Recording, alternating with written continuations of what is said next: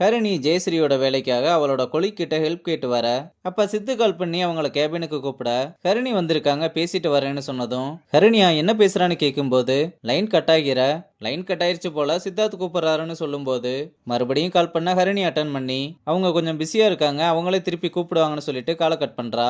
என்னம்மா அவர்கிட்ட இப்படிதான் பேசுவியா? அட அவரை விடுங்க, நான் சொன்னதை பத்தி கொஞ்சம் யோசிச்சு பாருங்கன்னு சொல்ல, சரி எனக்கு தெரிஞ்சவங்க கிட்ட பேசுறேன்னு சொல்லிட்டு சித்தப்பாக்க கிளம்புறா. அப்புறம் கேபினுக்கு வந்ததும் ஹரிணி எதுக்காக உங்களை பார்க்க வந்தாங்கன்னு கேட்க, அவளும் ஜெயஸ்ரீயோட வேலை விஷயத்தை பத்தி பேச வந்தாங்கன்னு சொன்னதும், நீங்க யார்கிட்டயாவது அதை பத்தி பேசுனீங்களான்னு கேட்டா, இல்ல சார் இன்னும் யார்கிட்டயும் பேசலன்னு சொல்றாங்க. இந்த பக்கம் ஹரிணிக்கு லாயர் லீலாவதி ஆபீஸ்ல இருந்து கால் பண்ணி, உங்களோட சிஸ்டர் வேலை விஷயமா கேட்டிருந்தீங்கல்ல, ஆமா ஆமா சொப்பனம் சொன்னாங்களா? இல்ல அவங்க யாருன்னு தெரியல, மேடமோட ஃபேமிலி ஃப்ரெண்ட் சித்தார்த் தான் கால் பண்ணி சொன்னாரு, நாளைக்கு 10 மணிக்கு உங்க சிஸ்டரை மேடம் வந்து பார்க்க சொல்லுங்கன்னு சொல்லிட்டு காலை கட் பண்றாங்க. உடனே அதுக்காக சித்துக்கு வந்து தேங்க்ஸ் சொல்ல, நான் ஒன்னும் உன்னோட தேங்க்ஸ்க்காக பண்ணல, எல்லாம் ஒரு அன்பு தானே அவளோட வாய்ஸ்ல பேச, போதும்டா சாமின்னு கையெடுத்து கும்பிட்டு கிளம்புறா. இங்க அப்பா மீராவுக்கு பேட்டை வாங்க கூப்பிட்டு வர, மீராவும் அவளுக்கு பிடிச்ச ஒரு பேட்டை எடுக்க, அப்பாவுமே அதை நல்லா இருக்குன்னு சொல்றாரு. அப்ப அஸ்வின் பேட்டை வாங்கி பார்த்து, உனக்கு எதுவுமே ஒழுங்கா டிசைட் பண்ண தெரியாதா? இதெல்லாம் 2 மேட்ச் கூட தாங்காது, இந்த பேட்டை பாரு இது நல்லா இருக்கும்னு எடுத்து கொடுக்க, அப்பா அதை வாங்கி பார்த்து இது ரொம்ப வெயிட்டா இருக்குமா, வளைவுமே சரியில்லைன்னு சொன்னா, அங்கிள் கிரிக்கெட்டை பத்தி உங்களுக்கு என்ன தெரியும்? டேய் 3rd டிவிஷன் வரை விளாண்டவன்டா, நான் விளாண்டதுனாலதான் இப்ப அவ விளாண்டுகிட்டு இருக்கா, நீ உனக்கு பிடிச்சதையே செலக்ட் பண்ணிக்கோன்னு சொன்னா, அஸ்வின் ஏதாவது சொல்லுவான்னு இந்த பேட்டை எனக்கு ஓகே தானே சொல்றா. அப்பாவும் வேற வழி இல்லாம உனக்கு பிடிச்சா ஓகே தானே சொல்றாரு. இங்க ஹரிணி வீட்டுக்கு வந்ததும் ஜெயஸ்ரீ கிட்ட, என்னோட கொலிக்கு உனக்காக வேலை வாங்கி தந்திருக்காங்கன்னு லாயர் லீலாவதியை பத்தி சொல்ல, நானும் அவங்கள பத்தி கேள்விப்பட்டிருக்கேன்னு தேங்க்ஸ் சொல்றா. அப்ப மீரா பேட்டோட வந்து, அப்பா எனக்காக பேட் வாங்கி தந்தாருன்னு எல்லார்கிட்டயுமே காமிக்கிறா. ஜக்குவும் அதை வாங்கி பார்த்து, என்ன பேட்டு ரொம்ப வெயிட்டா இருக்கு, நீ செலக்ட் பண்ணியா இல்ல அஸ்வின் செலக்ட் பண்ணானான்னு கேட்க, அஸ்வின் தான் செலக்ட் பண்ணான்னு சொன்னதும், நீ எல்லாம் திருந்தவே மாட்டேன்னு சொல்றாங்க. அப்ப அம்மா அண்ணன் கிட்ட பேசிக்கிட்டே வந்து, மாமா உங்க கிட்ட பேசணும்னு சொன்னாருன்னு கொடுக்குறாங்க. அவரும் ஒவ்வொருத்தரா எல்லார்கிட்டையும் நல்லா விசாரிச்சுட்டு கடைசியா ஜெயஸ்ரீயும் நல்லா விசாரிச்சுட்டு, நம்ம சொந்தம் விட்டு போயிடக்கூடாதுன்னு தான் கீர்த்தி மாமாவும் உனக்கு பேசி முடிச்சிடலாம்னு அப்பா கிட்ட பேசினேன், நீ மட்டும் ஓகே சொன்னா போதும், மத்ததெல்லாம் மாமா பாத்துக்கிறேன்னு சொல்ல, ஹரிணி மொபைலை வாங்கி அவ இப்பதான் வேலைக்கு ஜாயின் பண்ண போறா, இன்னும் கொஞ்ச நாள் போகட்டும்னு சொல்றா. அப்புறம் அம்மா கிட்டையும் ஒரே ஒரு தடவை மாப்பிள்ளை கிட்ட பேசி பாருன்னு சொல்ல, இல்லனே அவர் மறுபடியும் இந்த விஷயத்தை பத்தி பேச வேணாம்னு சொல்லிட்டாரு.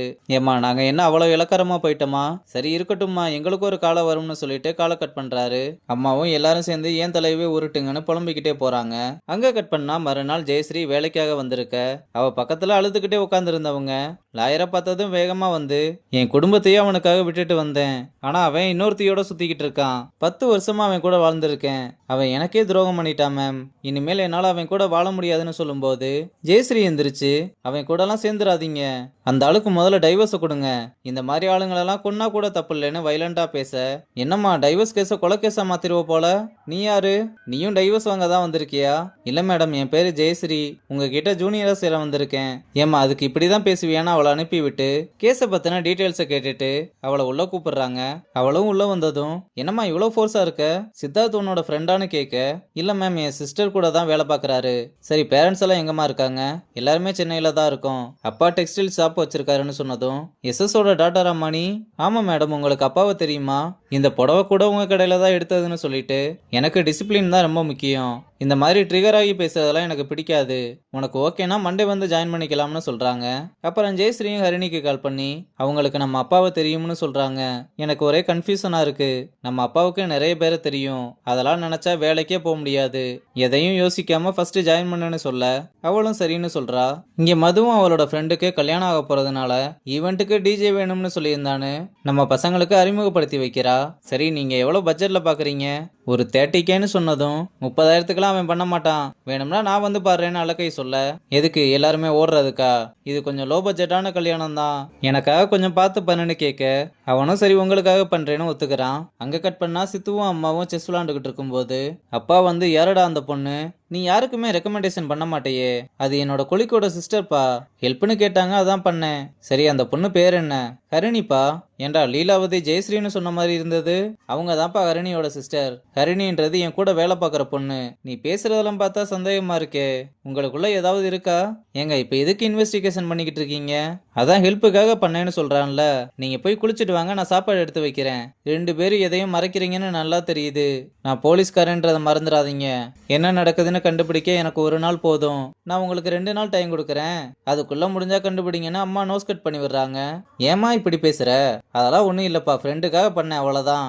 நீங்க போங்கப்பா, அதெல்லாம் எதுவுமே இல்லைன்னு அனுப்பி விடுறான். அப்புறம் அப்பா போனதுமே அவனோட காதை பிடிச்ச திருகி, எனக்கு தெரியாம அவளுக்கு ஹெல்ப் பண்ணா வேற பண்ணிக்கிட்டு இருக்கியா? என் மேல ஒரு நல்ல இம்ப்ரெஷன் வரணும்னு தான் அப்படி பண்ணேன். என்கிட்ட வந்து தேங்க்ஸ் எல்லாம் சொன்னா தெரியுமா?